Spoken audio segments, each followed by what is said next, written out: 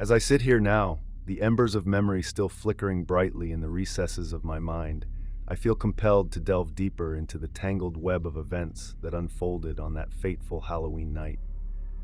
It was a time of tumult and rebellion, a time when I was gripped by the heady cocktail of youth and defiance, eager to carve my own path through the dense thicket of life. The year was 1987, a year that now seems like a distant echo of a bygone era, a time before the digital age had fully dawned, when the world still moved at a slower, more deliberate pace.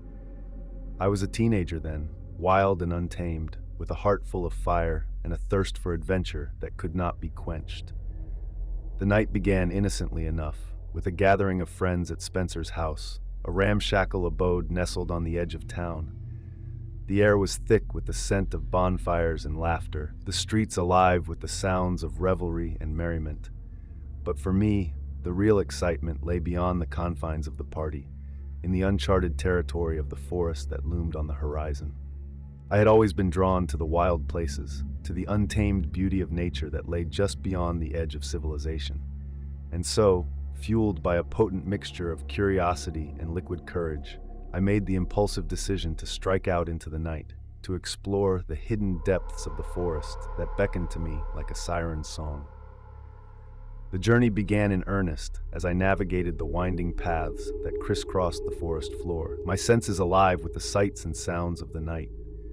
The moon hung low in the sky, casting an ethereal glow upon the landscape, while the rustle of leaves and the chirping of crickets provided a haunting backdrop to my solitary sojourn. As I ventured deeper into the heart of the forest, the air grew colder and the shadows grew longer, enveloping me in a shroud of darkness that seemed to swallow me whole.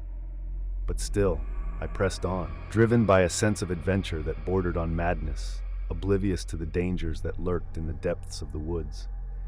It was then that I stumbled upon the cemetery, a forgotten relic of a bygone era, its crumbling gravestones standing silent vigil over the land. The air grew thick with the scent of decay, and a chill ran down my spine as I gazed upon the desolate landscape before me. But still, I pressed on, my curiosity outweighing my fear as I ventured further into the heart of darkness. And then, I saw him, a figure cloaked in shadow, hunched over a freshly dug grave, his features obscured by the veil of night. My heart skipped a beat as I watched him work, his movements slow and deliberate, as if he were engaged in some macabre ritual. A sense of unease settled over me like a heavy cloak, but still, I could not tear my eyes away from the scene unfolding before me. In a moment of drunken bravado, I called out to him, my voice echoing through the stillness of the night. But he did not respond, his attention consumed by the task at hand. And then, with a suddenness that took my breath away, he turned to face me, his eyes burning with an otherworldly fire that sent shivers down my spine. Fear gripped me then, a primal instinct that urged me to flee, to escape the clutches of this dark and malevolent presence. But before I could move, he was upon me, his grip like iron as he dragged me to the ground. I struggled against him, my heart pounding in my chest, but it was futile. He was too strong, too powerful for me to overcome. In the darkness, I felt the cold bite of metal against my skin, the taste of blood upon my lips as he raised his weapon high above his head. And then, with a sickening thud, it came crashing down upon me, sending waves of agony rippling through my body. I cried out in pain, my voice lost in the night as darkness consumed me. When I awoke, I found myself lying in a hospital bed, my body battered and broken, my mind reeling from the horrors of the night. The memories came flooding back to me then, a torrent of fear and confusion that threatened to overwhelm me. But even as I grappled with the trauma of what had transpired, one thought burned bright in my mind. I should never have ventured into the darkness, never have tempted fate with my reckless abandon. And so, as I sit here now, haunted by the ghosts of that fateful night, I am reminded of the fragility of life, the fleeting nature of our existence in this vast and indifferent universe. But even in the face of such darkness, there is still hope. Hope that others might learn from my mistakes, that they might heed the warnings of caution and prudence, and avoid the same fate that befell me on that cursed Halloween night. As I lay in that hospital bed, my body broken and bruised, I couldn't shake the feeling that I had narrowly escaped a fate far worse than death. The events of that Halloween night played over and over in my mind like a twisted reel of film, each scene more terrifying than the last. And yet, amidst the chaos and confusion, there was a glimmer of hope.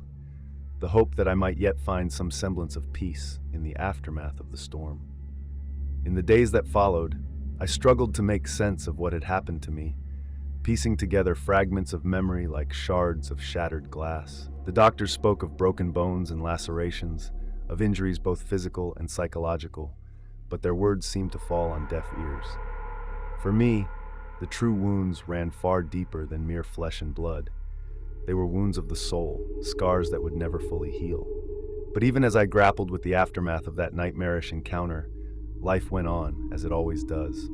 The seasons changed, the days turned into weeks, and slowly but surely, I began to rebuild my shattered existence.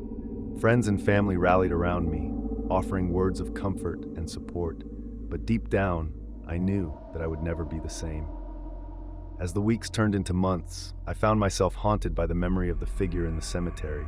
His twisted visage burned into my consciousness like a brand. Who was he? What dark forces had summoned him from the depths of the night? These questions plagued me day and night, driving me to the brink of madness with their relentless persistence. And then, just when I thought I could bear the weight of my burden no longer, a ray of light pierced the darkness, illuminating the path ahead. It came in the form of a letter, delivered to me by an unknown hand, bearing a message that sent shivers down my spine. The letter was simple yet chilling, a stark reminder of the horrors that lurked in the shadows. It spoke of organs harvested in the dead of night, of lives cut short by the cruel hand of fate. And at its heart lay a warning that echoed the words of the figure in the cemetery, a warning that chilled me to the bone. For in those blood-stained pages, I saw a reflection of my own mortality, a reminder that life is fragile and fleeting, and that none of us are immune to the whims of fate. And as I read those words, a cold realization washed over me. I had narrowly escaped the clutches of death that Halloween night, but there were others who were not so fortunate. And so as I sit here now, penning these words in the dim light of my hospital room, I am reminded of the fragility of life, the preciousness of every moment we are given. For in the end, it is not the length of our days that defines us, but the manner in which we choose to live them. And though the road ahead may be long and fraught with peril, I am determined to face it head-on, armed with the knowledge that I am not alone in this fight. For somewhere out there, in the depths of the night, the figure in the cemetery still lurks, waiting patiently for his next victim. But I refuse to be cowed by his malevolent presence, for I know that as long as there is breath in my body, there is hope.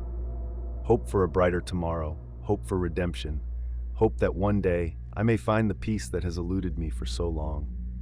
And so, with that thought in mind, I take a deep breath and steel myself for the challenges that lie ahead.